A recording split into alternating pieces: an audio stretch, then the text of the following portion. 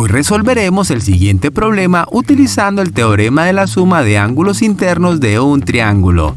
Recordemos que la suma de los ángulos internos de cualquier triángulo es 180 grados, un resultado que no depende de la longitud de los catetos, tal y como se puede apreciar a continuación.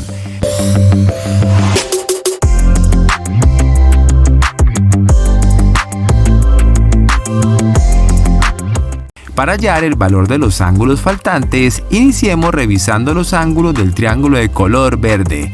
Como podemos apreciar, el ángulo AHF mide 110 grados y el ángulo HAB mide 45 grados. Por consiguiente, la pregunta que podemos formular es: ¿cuánto debe medir el ángulo HFA para que la suma de los ángulos internos sea 180 grados? Considerando que los ángulos conocidos suman 155 grados, podemos afirmar que el ángulo HFA debe medir 25 grados. Justamente la cantidad que hace falta para que 155 grados sea 180 grados. Continuemos con el triángulo de color amarillo. Al revisar los ángulos internos, notamos que solo conocemos el ángulo HGF, el cual mide 50 grados.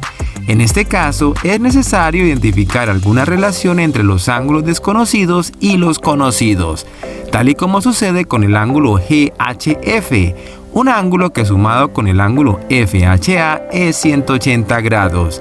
Por consiguiente, el ángulo GHF debe medir 70 grados. Con este ángulo podemos hallar el ángulo GFH. Recordemos que la suma de los ángulos internos de cualquier triángulo suman 180 grados. Por lo tanto, la medida del ángulo GFH debe ser 60 grados.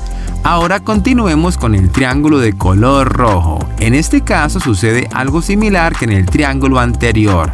Solo conocemos el ángulo que mide 60 grados.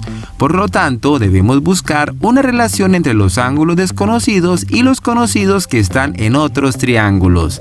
En este orden de ideas, el ángulo GFK es llano, de modo que la suma de los ángulos GFH, el ángulo HFA, BFC y el ángulo DFK debe ser igual a 180 grados. Si consideramos que el ángulo GFH mide 60 grados, el ángulo HFA mide 25 grados y la medida del ángulo DFK mide 60 grados, podemos concluir que el valor que hace falta es 35 grados.